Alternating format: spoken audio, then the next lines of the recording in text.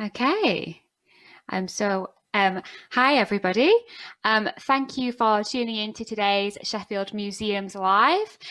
Today we're joined by Corinna Henderson, who is our Curatorial Trainee at Sheffield Museums, and she's going to be telling us about Lady Mary Wortley Montagu, who was a fascinating character who campaigned to bring the method of vaccination against disease to England. And we have a wonderful portrait of her in the collection in the Graves Gallery as well. Now, the Graves Gallery is currently closed for refurbishment, but our other sites are open. And we are a charity that welcomes donations, which help us to make sure that our museums and galleries can be free for everyone to visit. So if you would like to donate, you can do that at museums-sheffield.org.uk/donate. And thank you to everybody who is supporting us. And as you may know by now, if you've watched one of these before, we are live right now. So if you have any questions or comments, please do pop those in the Facebook comments box below, and we will have time to answer a few at the end of the talk. So let's make a start. Corinna, I will pass over to you. Thank you for joining us, and I'll head your way to begin the talk. Thanks for the introduction, Jess, and thank you everyone for joining me for today's talk. I'm just going to share my screen with you.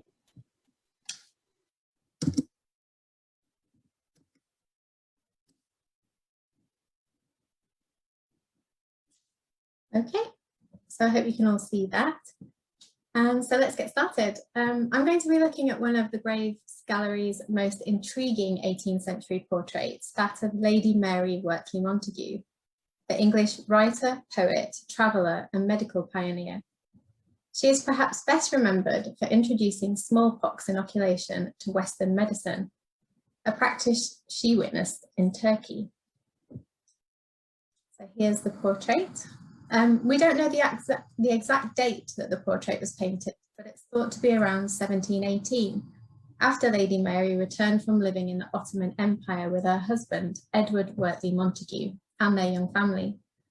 We can assume that the painting was made on her return due to the Eastern-inspired outfit she's wearing and the distant Constantinople skyline, now modern-day Istanbul, in the bottom right of the picture. If you can just see it down here in the background. A reference to her recent travels.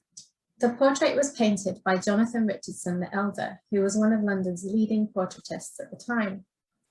Sheffield Museums acquired the portrait in 1977. It had previously been in the collection of the Earl of Warncliffe of Wortley Hall, near Barnsley. Edward Wortley, who was to become Lady Mary's husband in 1712, succeeded his father and inherited Wortley Manor in 1727. So, who was Lady Mary, and why exactly, although somewhat lost to the history books, was she such a significant figure in British medical and literary history? I'll be discussing Lady Mary's travels, some things she encountered, and I'll also be quoting from the many letters that she wrote. Born Mary Pierpont, she was the eldest child of Evelyn, later the first Duke of Kingston upon Hull, and Mary Pierpont. As was typical for girls, Mary was denied a formal education, and she was taught at home by a governess, whom she despised. Dissatisfied with her limited education, she taught herself Latin and read widely from the family's extensive library, soon becoming an accomplished writer. In 1712, against her father's wishes, she eloped to marry Edward Wortley Montagu after being in correspondence for some years. Whilst living at Middlethorpe Hall in York, and soon after the birth of her son, Lady Mary's first published writing appeared in The Spectator in 1714. She wrote under the pseudonym Lady President. In 1715, the family moved to London and Lady Mary became well known as a literary figure and wit. Her circle of friends included both the aristocracy and literati of the capital, not notably the up-and-coming poet Alexander Pope. Her good fortune, however, was not to last. Whilst living in London, she caught smallpox. One of the 18th century's most fatal infectious diseases, it caused the death of an estimated 400,000 Europeans each year, and around 3 out of every 10 people who got it died. Although Lady Mary survived her ordeal, her skin was left severely pocked, whilst her eyelashes, so ravaged by the disease, disappeared entirely. No doubt this near-fatal experience, along with the loss of her brother to the disease, aged only 21, had a profound effect on the young Lady Mary. Although she survived, the experience was a traumatic and life-changing event that would influence much of her later preoccupation with variolation, an early form of vaccination, named after the virus that causes smallpox, the variola virus. Once deemed a great beauty, this disfiguration caused Lady Mary huge distress. She reflected on her transformation in her poem Flavia, in which a fictional protagonist feels that her place in fashionable English society has been lost due to the death of her good looks. To quote, "How I am changed, alas, how I am grown, a frightful spectre, to myself unknown." In 1716, Edward Wortley Montagu was appointed British ambassador to the Ottoman Empire. In August, having recovered from the pox, Lady Mary departed London with her husband and their young son, and a large party of attendants. They travelled through Europe for 6 months before arriving in Constantinople, at that time the capital of the Ottoman Empire. During their 15-month stay, Lady Mary explored her new home and set about recording the differences in religious life, politics, and social customs. She documented her experiences in poetry and letters, some of which she sent to friends and acquaintances. Another 52 letters were written in an epistolary form, an elegant and formal style of instructive text. They were devised for a letter book that would later be published and would be circulated amongst London's high society on her return. They were eventually published as the Embassy Letters. Her extraordinary accounts were well received, establishing her fame as a female travel writer and wit. Her observations are now considered some of the most important early writings on the Levant ever to be written. She penned with confidence and flair and covered an enormous amount of detail on daily life in the Turkish court. This watercolour shows the Yeni Cami Mosque, previously known as the Valide Mosque, which is situated on the banks of the Golden Horn estuary in Constantinople. Safiye Sultan, the Valide Sultan, meaning Queen Mother, of Sultan Mehmed III, ordered its construction in 1597. I'll just read you some of Lady Mary's verses, which I think perfectly encapsulate the wonder she felt in her new home. So these were written in Pera, overlooking the city of Constantinople, December the 26th, 1718. New to the sight, my ravished eyes admire each gilded crescent and each antique spire, the marble mosques beneath whose ample domes fierce warlike sultans sleep in peaceful tombs. And then here is a panoramic photo of Constantinople taken in 1874 by a Swedish photographer, Guillaume Bergam. They show the rooftops of the city and the river, the Golden Horn. Although the photograph is much later, it's from the 19th century, you can still see the domes and the minarets, which would have been very familiar to Lady Mary, inspiring a lot of her writing while she was there. Lady Mary explored new culture. She found herself living in fascination, and everything she recorded was really enthusiastic. In her writing, you get a real sense of her willingness to immerse herself entirely in an altogether different surrounding. It is with this interest and acceptance of a culture entirely different from the one she had readily abandoned back home in England that she observes the Turkish practice of engrafting, a term she used in her writing to describe the Turkish procedure used for protection against smallpox. Treatment involved taking a small amount of matter from an infected smallpox pustule and inserting it into the arm of a healthy child in order to build their immunity. After witnessing the procedure, which was undertaken en masse every September in the capital, she took the extraordinary decision to have her only son, Edward, treated by a local nurse and the family physician, Charles Maitland. In one of her letters, which was circulated back in London, she writes, "There is no example of anyone that has died in it, and you may believe I am very well satisfied of the safety of the experiment, since I intend to try it on my dear little son." And indeed she did. On March the 23rd, 1718, Lady Mary wrote to her husband. The image you can see here is of the letter itself, penned in her own hand. At the end of the letter, she states, "The boy was engrafted last Tuesday and is at this time singing and playing and very impatient for his supper. I pray God my next may give us good account of him." This fleeting sentence at the end of a long letter sheepishly omits a more detailed description of the boy's health. The recovery of their only son would have caused an anxious wait, perhaps why Lady Mary waited until 8 days after Edward had been engrafted to send news to his father. Whatever the reason for the delayed report, it perhaps shocked her husband, who was away on official business in Adrianople. Lady Mary had also recently given birth to a daughter, also Mary, the future Countess of Bute. In the letter, she mentions that the girl cannot be engrafted at the same time due to the risk of infecting her nursemaid. Mary would eventually be treated in London in 1721. This oil painting shows Lady Mary in a Turkish interior, standing with her young son, Edward. Constantinople is again clearly visible in the background, denoting the sense of place, just here. In Mary's subsequent campaign to introduce the procedure to England, Edward served as living proof that it was both safe and effective. Here, Lady Mary is shown holding his arm forward, perhaps to emphasize the small needle scar on his wrist.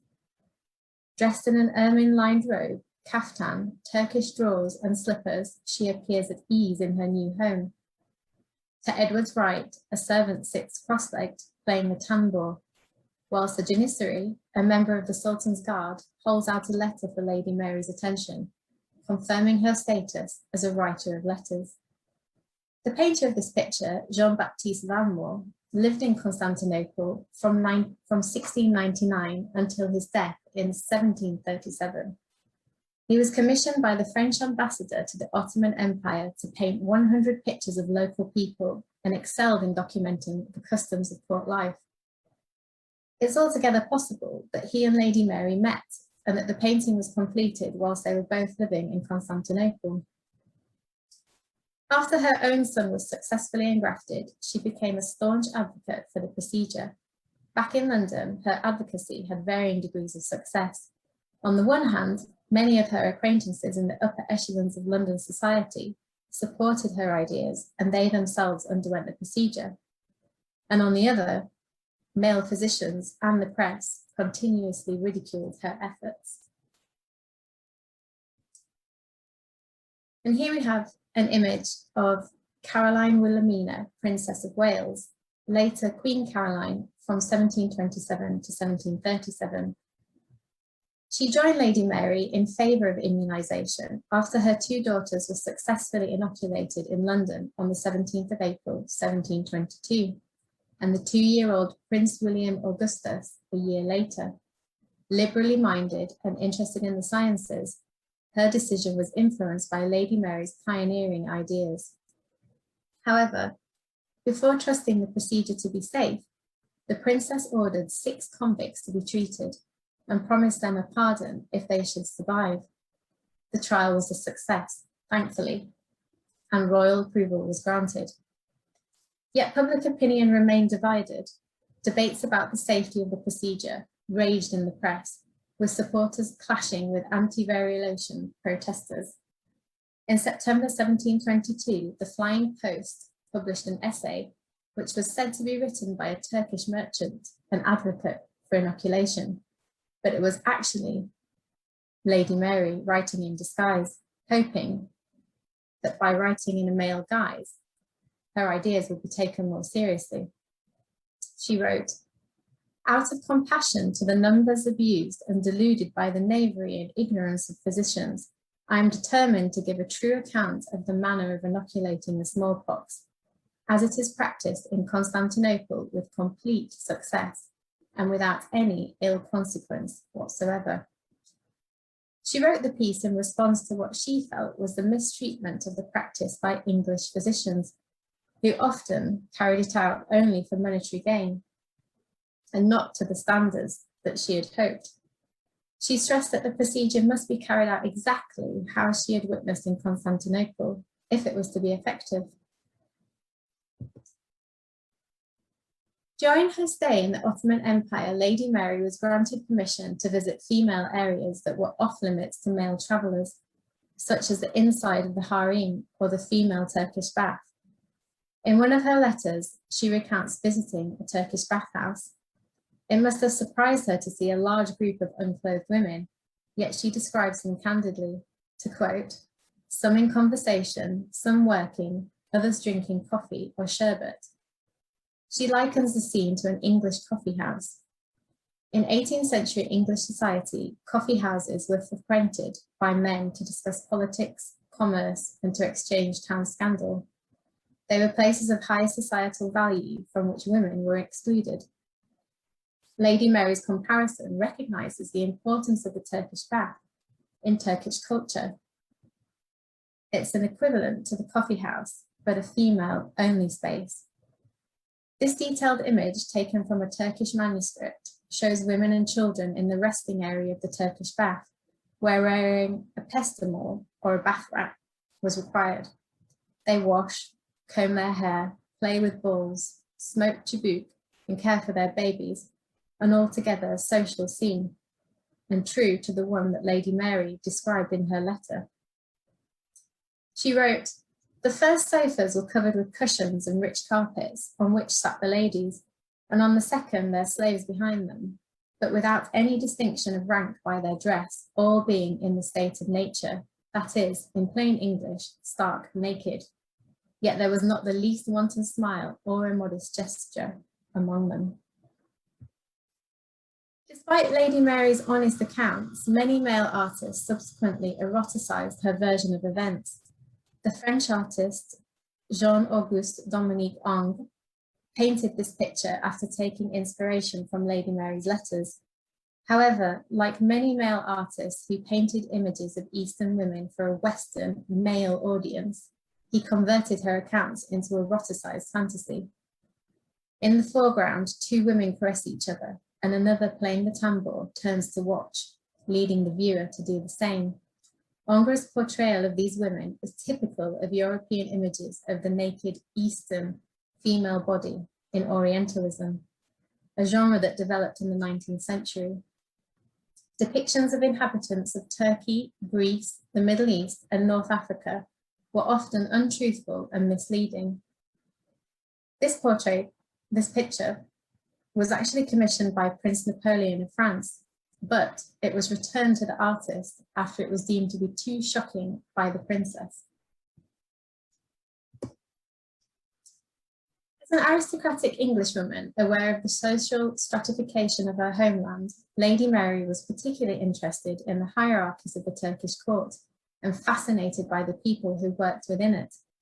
In a letter to Lady Bristol, she describes watching the Sultan's procession to mosque and notes the attendance of the Kilar Aga, the highest ranking eunuch in the Ottoman Empire. Although a member of the enslaved class who had been castrated and then sold from East Africa to the Ottoman Empire, the status of the eunuchs was highly regarded. As the head of all eunuchs, the Kilsar Agasi benefited from a close advisory relationship with the Sultan himself. In many paintings of the harem and in Lady Mary's descriptions, the figure of the eunuch is often present. This image by the painter Jean-Baptiste Van Moor shows the Kislar Agassi, who was also in charge of the seraglio, the Sultan's imperial harem. The harem consisted of enslaved women from many different countries and was highly guarded. He's dressed in a luxurious red robe and wears a silk-lined, dark green velvet cape. His jewel-encrusted belt is the main indicator of his high status and rank. The lives of women in 18th century Britain were extremely limited. Although Lady Mary's high rank allowed her more advantages than most, being female put her at an immediate disadvantage, in the literary world at least. Despite this, she remained highly ambitious and broke many gender-normative boundaries of the time, often writing in the guise of a man to address issues affecting women, an early form of proto-feminism. She was nicknamed Sappho by her male contemporaries, after the greatly admired ancient Greek poetess. This was initially a compliment, but later used as a slur to question Lady Mary's sexuality, as Sappho was known for writing about female same-sex relationships.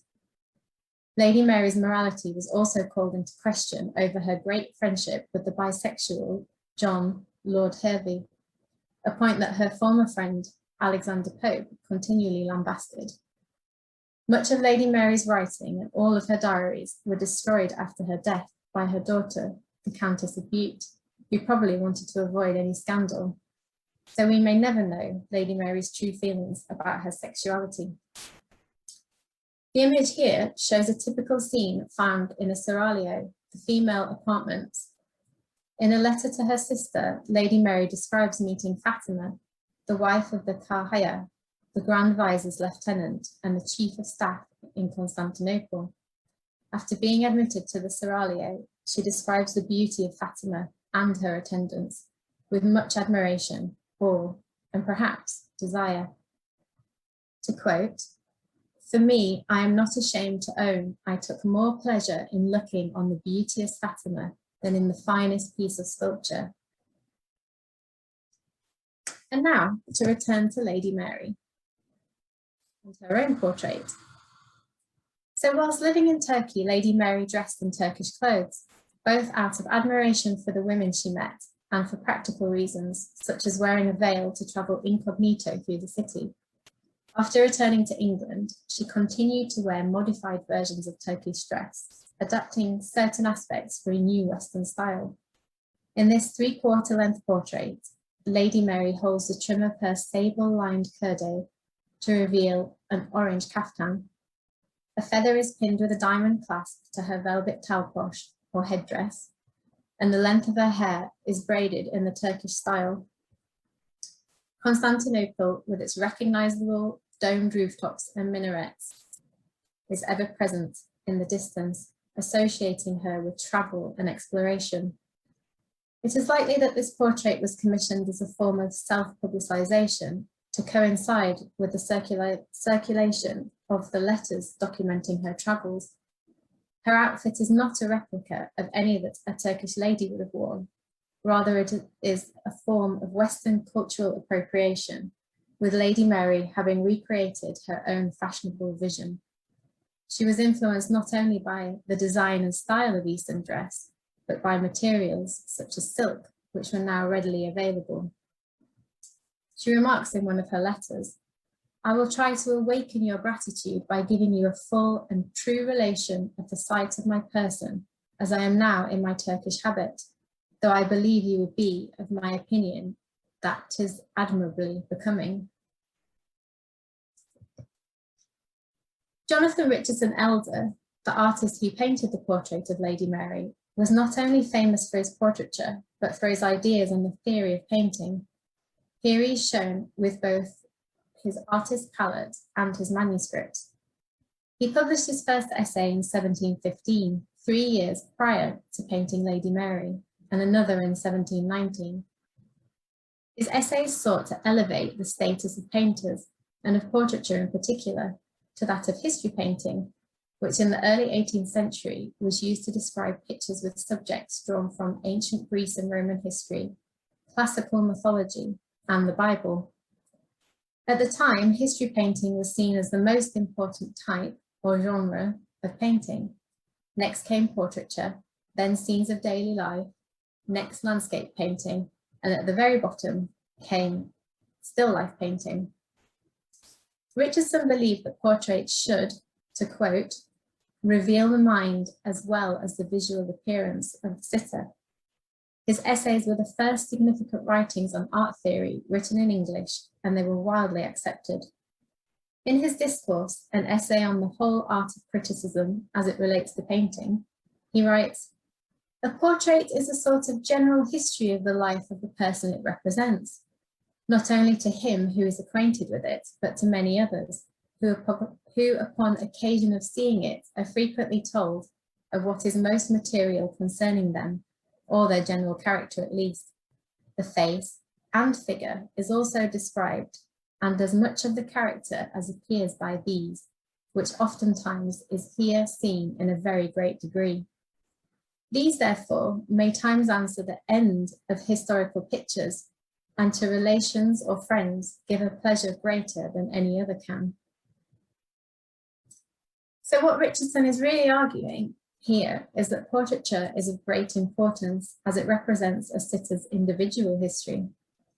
He's suggesting that, in contrast to the explicitly public function that history painting has, essentially to tell a story, viewing private portraits offers something far greater to people: pleasure.